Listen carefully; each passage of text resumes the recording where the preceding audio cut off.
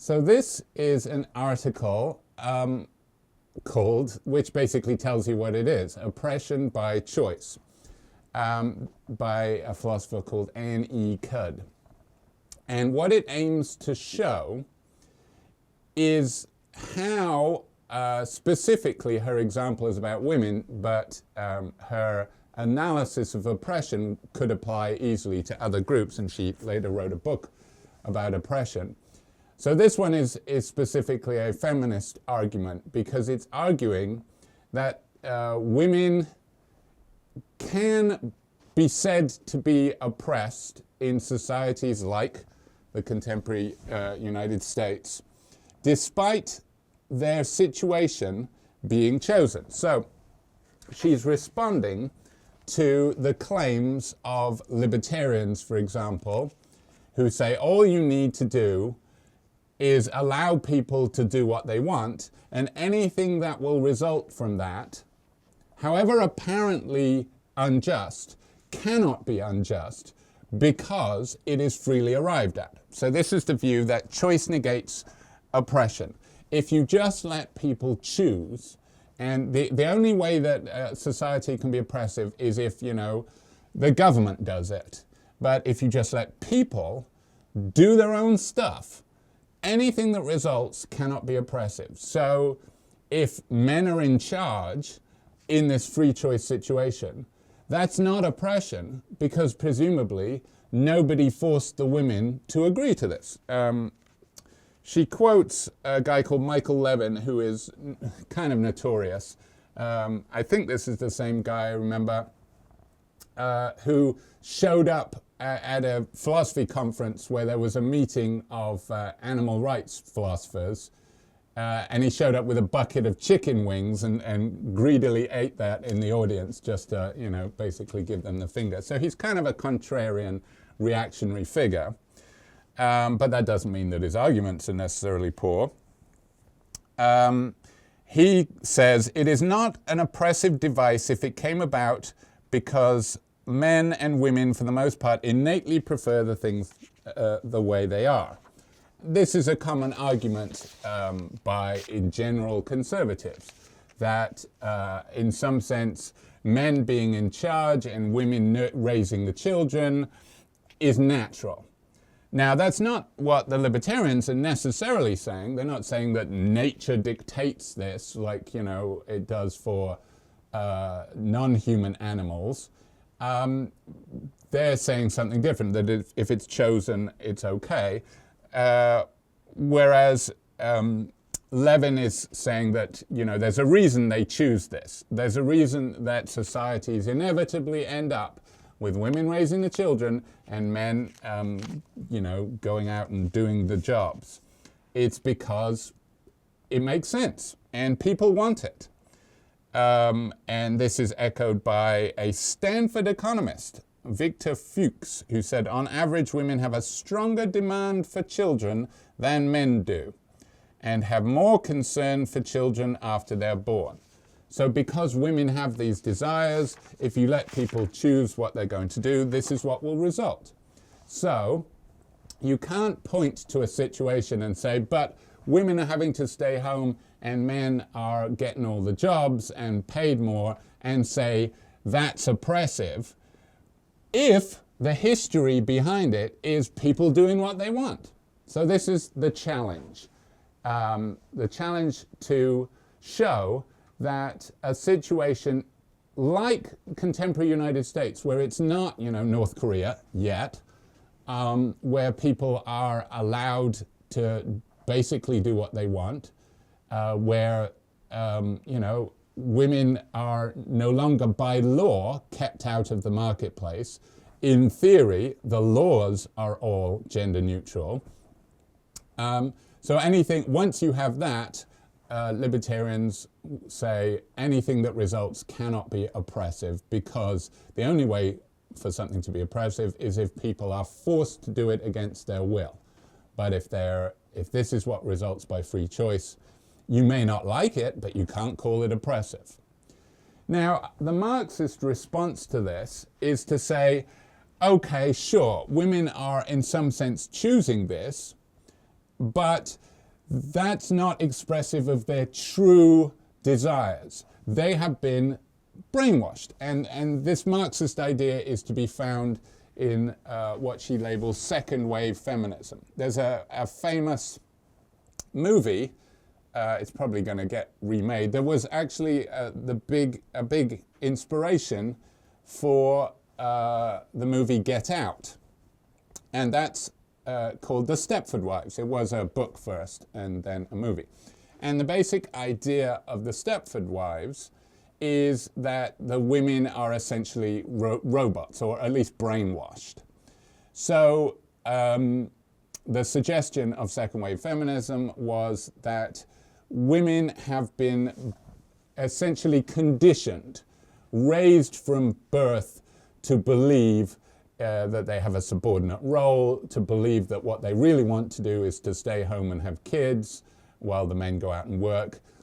So they have these desires, and they are choosing to do these things, but it's because they've been brainwashed. So their choices aren't truly free. Now, Cudd doesn't like that explanation, because she says that makes women victims. It means that they're actually incapable of anything. It robs women of all autonomy, because everything they do is not really expressive of their true nature.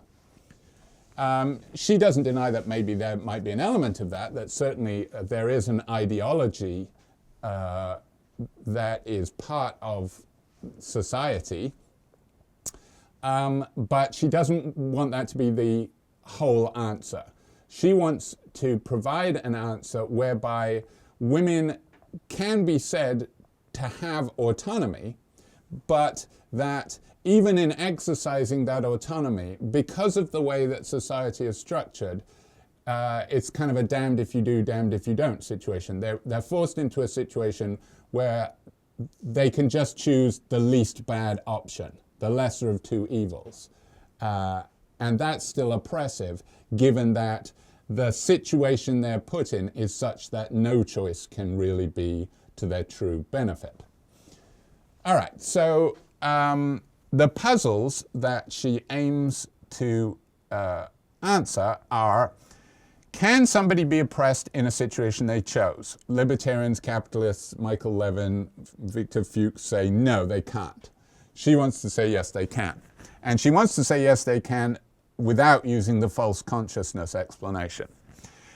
And also there's a puzzle, well, if somebody can be oppressed in a situation that they chose, why did they choose that? Why do women, of their own free will, reinforce this situation in which she argues they're oppressed? And she's going to offer both those explanations. But an important core of this paper is her analysis of oppression, which is, as I say, kind of a first draft, and she expands on this in later work. It's an account of oppression that is distinctive. It's not Marxist, it's not libertarian, it's her own version. And she says, okay, there are necessary features for oppression to occur. These are individually necessary and jointly sufficient. That is, if you have a situation that lacks any one of those, it's not oppression, so each of them is necessary. But if you have a situation that has all four of them, that is sufficient for it to be oppressive. If a situation has all four, then that's oppression. Okay, so what must be the case for us to have oppression? First of all, there must be harm. That is, the group that we're talking about must be harmed by the oppressive situation. You can't have an oppressive situation where everybody is made happy, which is, well, I think you can get into a debate about what counts as harm, because imagine the Marxists are right, or imagine you have a situation like the Stepford Wives, where women are reared so that what they want is to stay home, and men are reared to think that what they want to do is to go out and earn wages and bring them home to their family. and everybody is content with that. If that's the situation, then somebody can say, where's the harm? Who's being harmed? Marxists would say, well, everybody's being harmed because this is not their true nature. This is somehow a brainwashed situation. And that kind of makes sense. I mean, if you, that's the point of the Stepford Wives, that it's too perfect and it's just creepy and people aren't being real human beings. This is somehow a situation where happiness is raised above people living full human lives. So you can see how the specifying the harm is going to lead to interesting issues, but we're going to skip over that for a second. For you to be oppressed, it must be that you are, the harm you experience is because of your membership in a group, and not a group defined in terms of those that are harmed. This is why she says, actually, her view doesn't necessarily work well with a Marxist claim that the working class are oppressed, because the working class is defined as the group that is oppressed. So it's not defined independently of the oppression. Whereas women, obviously, being a woman is something, well, that we've looked into in this class, how you define that. And actually, some definitions of women now do that. Some academic definitions of women define women in terms of being an oppressed group. But, so that might be a problem for an account that is for another day. But in general, being a woman is something that is identifiable independently of, being oppressed. And in fact, it's because you're a member of that group that you get oppressed, not the other way around. You're not a member of that group because of your oppression. You are oppressed because you're a member of that group, according to this account. Criterion 3 is that another group has to benefit. So somebody has to benefit from the harm that you experience. The harm that you must be experienced is because you're a member of a group, and the benefit that those other people experience must be because of their membership in a different group. Obviously, you can see in her example, the harmed group is going to be women, the benefiting group is going to be men. But, if you applied this to racism, it would be white would be the group that benefits, non-whites would be the oppressed group, and so on. And finally, there has to be coercion, because if it's the case that it's just an accident that this comes about, that the three other criteria are met, then it doesn't seem like that could be unfair. So, for example, Nozick gives an example of a marriage market. This is Robert Nozick, who is one of the most famous philosophical libertarians. Libertarians here is in the political sense, not in the metaphysical sense to do with free will. It's the more well-known political sense. That is, minimal government, rights are enforcing rights are what's important. And Robert Nozick wrote this book in the 70s that was a bestseller, not just a philosophical bestseller, which means selling about 10 copies. It was a New York Times bestseller. It was called Anarchy, State, and Utopia. And Nozick defends this sort of minimal government libertarian system and gives all kinds of interesting arguments in that. Nozick's a very interesting philosopher. Everyone who met him, he was at Harvard, says he's basically a genius, but very short attention span. So he would focus on an issue feverishly for literally a few weeks. Apparently, The Anarchy, State, and Utopia was written over a period of weeks. And it came out sort of just after the masterwork by another political philosopher called John Rawls, an older guy, who'd been working on this for decades.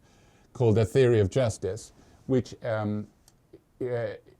uses this notion of a veil of ignorance that we're going to get to in a second. So Rawls publishes this work, Theory of Justice, that he's been working on for literally decades. It's a life's work up to that point.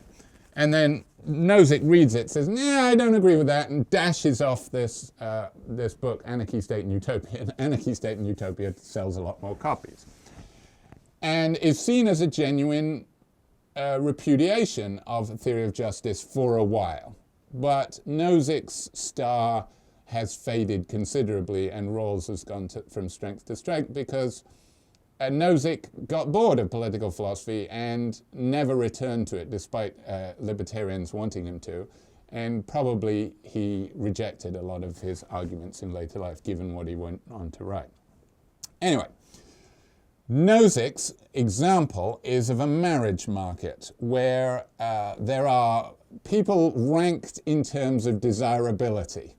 Itself rather an offensive notion, but there you go. So you've got the hottest are A, and the fuglies are Z, and everything in between in various degrees. So man A wants to match up with woman A. And in a free marriage market where everybody's allowed to propose and nobody is forced into their marriages and either can propose or accept, what will inevitably happen, what will shake out, says Nozick in this crude picture, is that the A's will patch up. The B's want to be with the A's, but the A's want to be with each other. So the A's match up. The B's say, okay, well, you know, you'll do.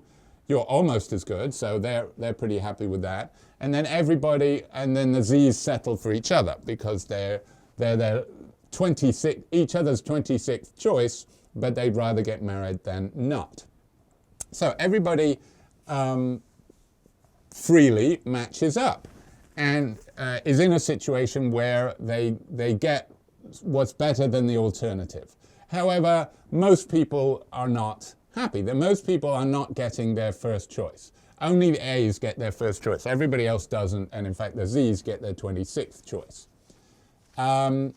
Nozick plausibly says this isn't oppressive. It might be said, it might fit the other three criteria. I'm actually not sure how the group thing would work out, but it couldn't be oppressive. And in fact, this example is used to criticize the idea that coercion is happening here. Now, but if coercion did happen here, then you would have oppression, according to Cudd. But of course, it's requiring as a necessary condition that there be coercion before we can say there's oppression, that leads to the libertarian challenge. That what we have in the United States is like Nozick's marriage market. Yes, women are fairly systematically disadvantaged, but they're not forced to get married. You can stay single. There are no laws against women getting basically any job. So if things shake out so that women are fairly systematically disadvantaged, it's still not oppression. You can't blame the men for this. It's just the way of the world. That's the way the cookie crumbles, is the suggestion. So an empirical notion of coercion would say coercion must be happening if there are facts that we can point to. So for example, if you can say that women are systematically earn 64 cents on the dollar when she wrote this article, hasn't changed much in the ensuing years, then that means there must be coercion. And he says, no, you can't just say, point to discrepancies and say that coercion has occurred. There has to be rights violations. This is the libertarian speaking. Libertarians care about rights above all. The sole point of the minimal government is to enforce rights. And if rights aren't violated, then no injustice has occurred. So Nozick Nozick holds a moralized view. That is, coercion involves rights violations, rights being a moral notion, not an empirical notion. Empirical would be just look at the wage distribution. That's an empirical fact, and that's all you need to specify coercion. He says, no, that's not all you need. You have to have rights violated, which is a moral notion. Now, G.E. Cohen, who is a contemporary Marxist who famously criticized anarchy, state, and utopia, his most famous work is called Karl Marx's Theory of History, a Defense. Cohen criticizes the idea that you can't have coercion without rights violations by saying, look, surely a justly imprisoned criminal is still coerced, right? They don't want to be there. You're forcing them to be in prison. They are coerced, even though they can't say that their rights are violated because they did the crime, they've got to do the time. So clearly it's asking too much. It's too stringent a requirement of coercion to say that it has to involve rights violations. Now, Cudd agrees to a certain extent that empirical facts are not enough by themselves to specify coercion. But, so in that sense, she sides with Nozick that for something to be coerced, the correct account of coercion is moralized. But what she argues is that rights violation is too narrow a criterion of the moral theory that explains coercion. Coercion can happen if people are being treated unjustly, and following Rawls, previously mentioned, she specifies that justice is related to, among other things, fairness. So she says there are two problems with Nozick. First of all, his account of the moral aspect of coercion is too narrow. Coercion can happen not simply because of rights violations, but other immoral treatment of people. What other moral treatment of people? Well, the second problem she has with Nozick is only looking at on the individual level. Nozick isn't looking at the role that institutions play. And she says institutional coercion can happen when institutions unfairly limit the choices of some group, in this case women, relative to other groups. And to illustrate this, she changes Nozick's marriage market example. And she says, imagine, let's just change it a little. In his example, you've got men A to Z, women A to Z, and no restrictions on their choice. Imagine, though, that we say that only the men can propose. Then, she says, you'll still get the result that everybody agrees.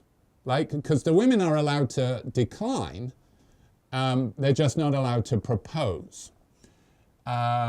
So what will happen is that you will still get a pairing up, but women systematically feel more disadvantaged than the men. And she says this is an example of how an institutional change, a change at the level of rules in society, can mean that the women's choice is not as free. Even though in that context, they seem to have choice. They can accept or decline. That's choice. They've got two options, but it's still coerced. So for example, you can have options. So in some sense, you've got a choice, but your choice is coerced. Obviously, in the case of, suppose you're mugged. Somebody says your money or your life. Well, that's options, isn't it? You can choose your money or you can choose your life. You have a choice, but that doesn't mean that you're not coerced. In fact, so you can choose and be coerced. So that's a response. And it can be as a result, the coercion can be a feature of the institution. Now, in the case of mugging, it's a feature of the fact that this person is holding a gun on you. That undermines the value of your choice, makes it a coerced choice. But she argues that it can be the rules of the game that mean that your options are such that if the rules weren't unfair, you wouldn't make those choices.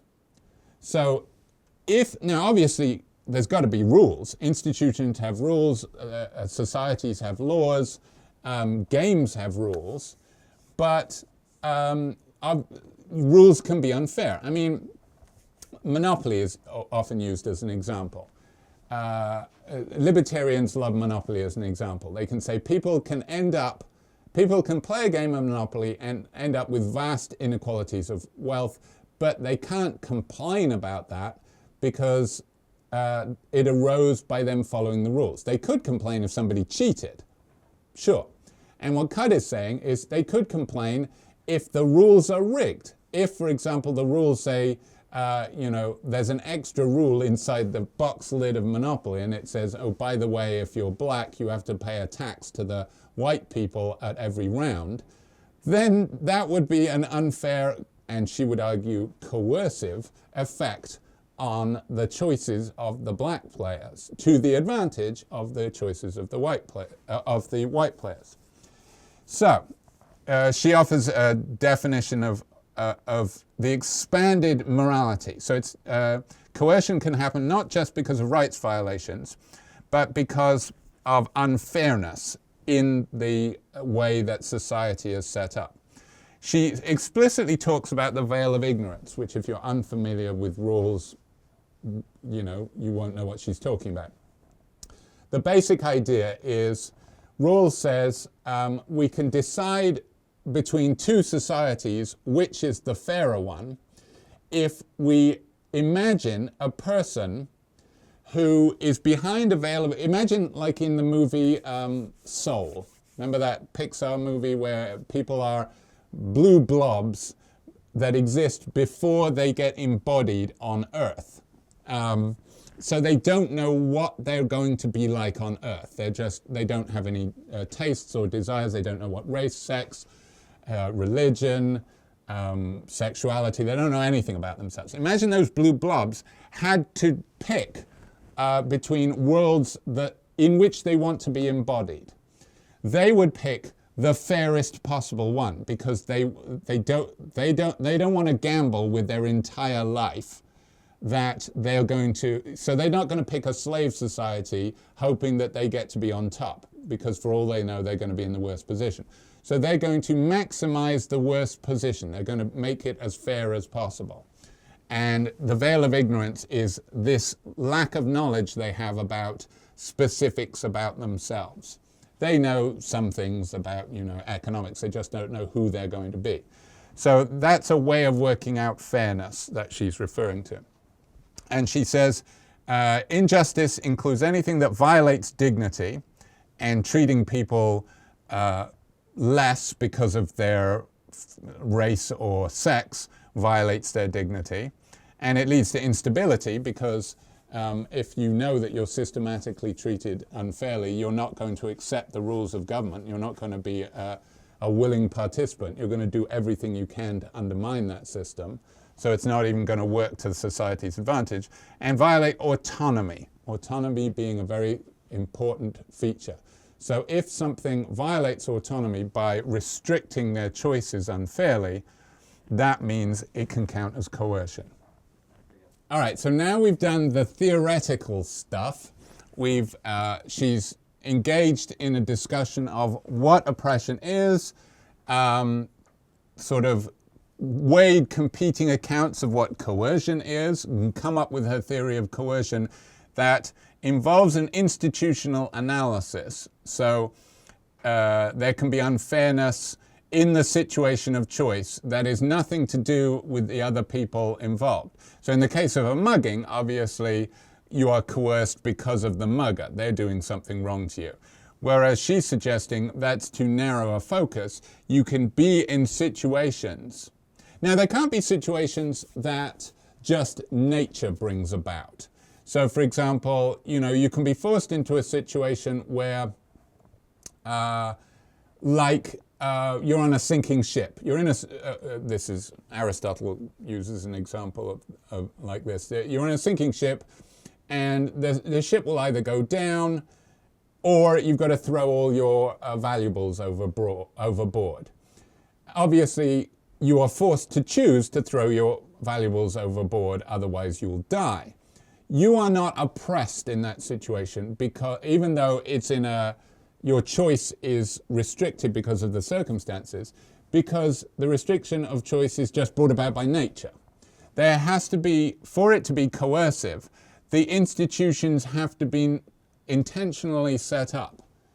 Now, this is obviously the case in, for example, Jim Crow laws and all kinds of things like that in the history of the United States, where institutional decisions, redlining, were made specifically to favor whites and disfavor non-whites, which is why Cudd's analysis is a good sort of theoretical addition to the idea of institutional injustice, like institutional racism. Her account can explain this in kind of down-to-earth terms. So it's an interesting theory that sort of works alongside the claim of institutional racism. But she applies it specifically to gender-based injustice. And she gives this nice extended example involving Larry and Lisa, who are caught in a vicious cycle. So, the importance of this is that Larry and Lisa they love each other. They're a newly married couple who want to have children. Nobody's forcing anybody. They both want this. And they are faced with making choices about, do they both go to work and try and pay for childcare? Does one go to work and the other stay home? Which one should it be? This kind of thing.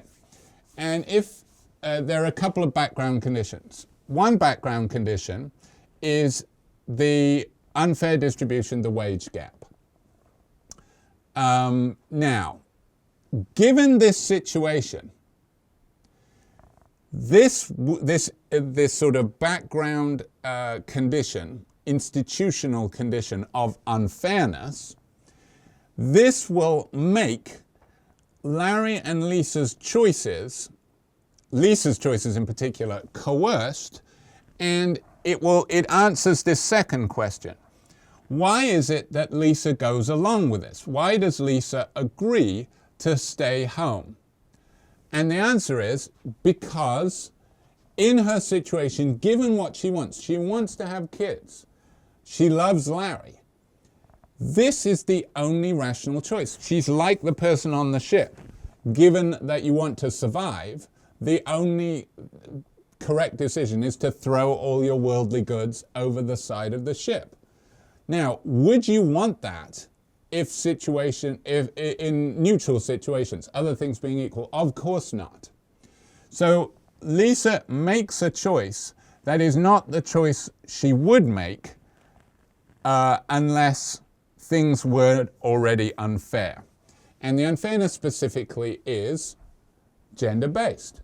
There's a reason why there is a reason why they both agree for Lisa to stay home, because that's better for the family as a whole, because Larry has greater earning power because men get paid more.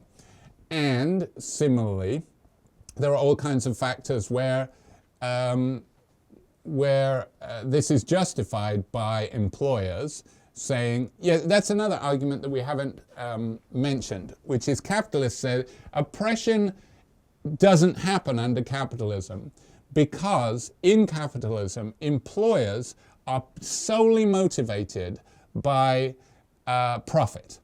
So it's just not in their interest to oppress, because oppression would be a way that hampered getting the best candidate. So because suppose that a woman is the best person for this job, I, as an employer, motivated by the profit motive, will hire the woman because I just want to make a lot of money.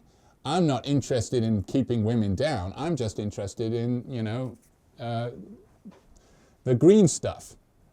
So oppression just is illogical, and capitalists act logically, so it wouldn't happen. And this, first of all, doesn't wash, because people can always justify their decisions as being logical. As, for example, they say that women will want to have children and therefore they'll take time off. Well, that already assumes that the women will be the ones raising the kids, and that assumes that you don't have to give men time off to be with their wives when their wives are having children, which of course is not true in more enlightened countries like in Scandinavia, where men and women get parental leave of fairly good length, both of them to raise the new child. So it's only in this situation where you already have unfairness that people are forced to go along with it, and as with all vicious cycles, going along with it perpetuates it and makes it worse, because part of the reason for the wage gap is that the men have uninterrupted careers and can get, keep getting pay raises, whereas if a woman is in a job for a while and then takes time off, she has to come in having not gotten all those pay raises and probably at a lower rate because she's sort of been out of the work. There's a gap in her resume and she looks like a less desirable hire. So it's a way to reinforce unfairness. And, women can say, I don't want to have children.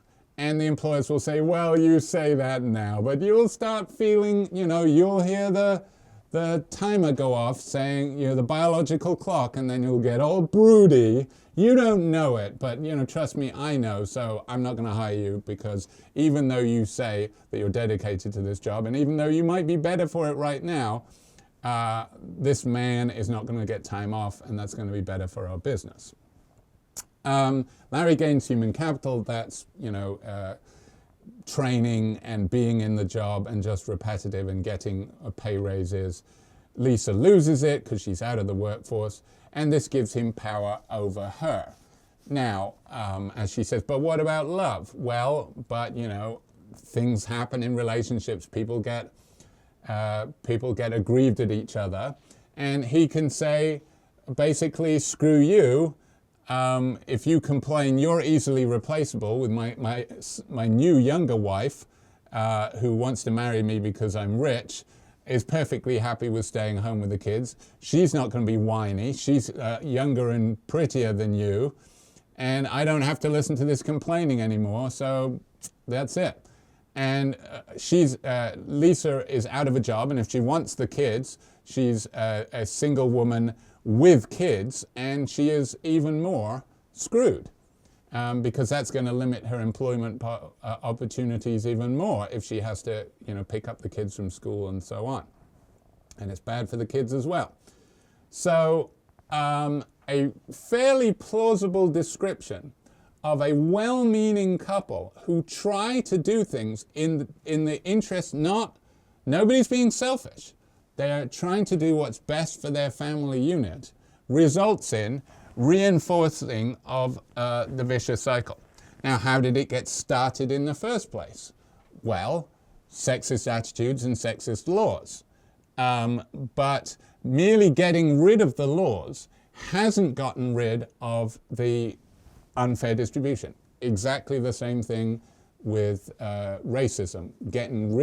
Purging race from laws hasn't removed the inequalities in earning. The black-white wealth gap is, if anything, just as large as it ever was, which is why it's all the more sinister that, for example, the current administration is basically forbidding even the claim of institutional injustice. They say that cannot happen. Colorblind, or gender blind, once you just remove those terms, we've solved injustice. Anything that results is not unjust because it's freely chosen.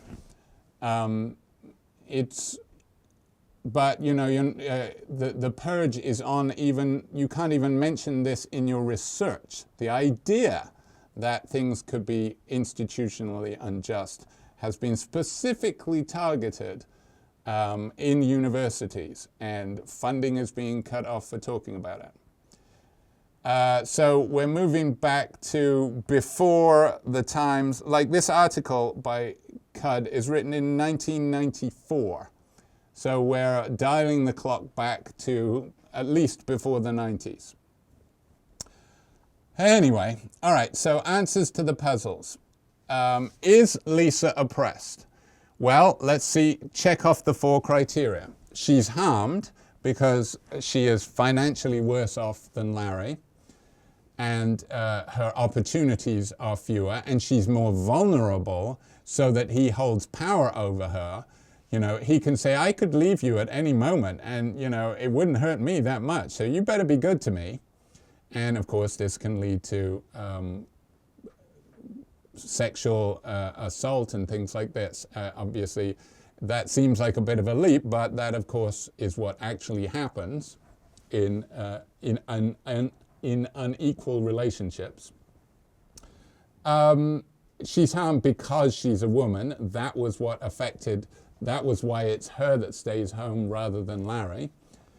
He benefits in terms of human capital because he's a man. And she is coerced because the choice that she made was forced on her by the background situation of injustice. So it's a coerced choice. Even though she chose it, there wasn't a literal gun to her head, unlike in the mugging case. But what Cudd is arguing is that unfair background institutions like laws or pre-existing facts of wage gaps and such like can have exactly the same effect, can be a metaphorical gun to her head and force her to make choices that she wouldn't, were the situation fair, have made. And so the 2 puzzles have been answered. Yes, they can, if there is institutional unfairness that affects her choices so that they're forced to make choices that they wouldn't otherwise make. And people reinforce their own oppression because they're in a situation like Larry and Lisa. They're not individually in a situation to change the oppressive circumstances. They can try to be fair. They can say, okay, we're going to do this fairly. We'll both get jobs, or we'll try and pay for childcare. But that is the irrational choice. That will harm them, and it won't really undermine the institution.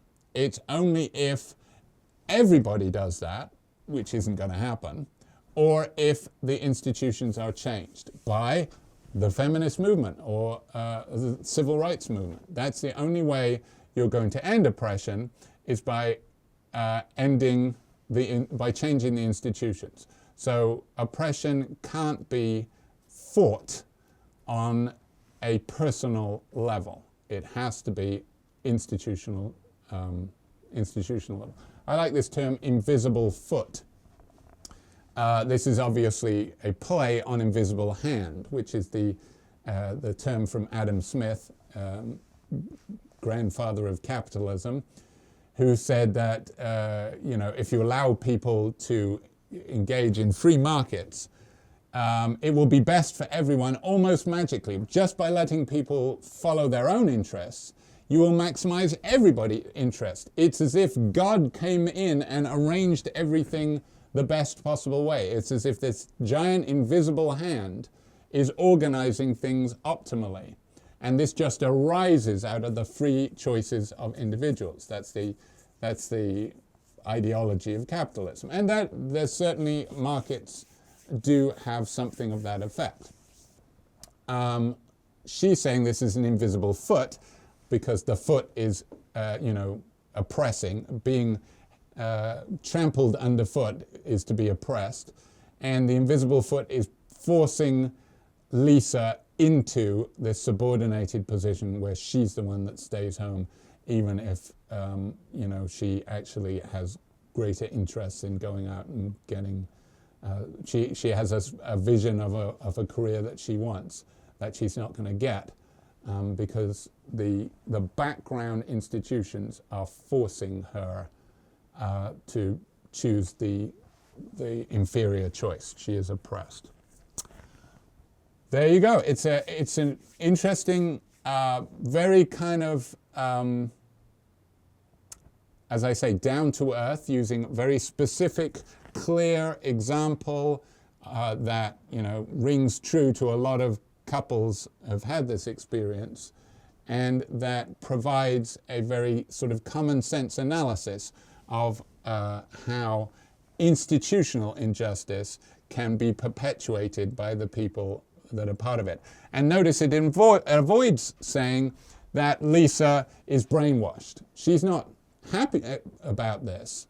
And in fact, so this, in a sense, is almost worse than the Stepford wives situation, because in the Stepford wives situation, the Stepford wives want to stay home because they've been raised to believe that that's what a woman is and that's what they want. So the Stepford wives explanation and the sort of conservative idea that women naturally want to raise, the trad wife idea, women can only be happy when they're having babies and staying home. Both of those can point to an unjust situation and say, well, everybody's happy, what's your problem? Whereas she can say, come on, that's not true. Lisa is not happy. She's not making this choice because she thinks this is the way I ought to be. She's making this choice because the situation is dictating it to her. And that's why she ends up bickering with Larry, when he goes for drinks after work instead of coming home and giving her a chance to go off to her evening class, because she's not happy. And she's not happy because she's oppressed. So it's a pretty powerful little argument.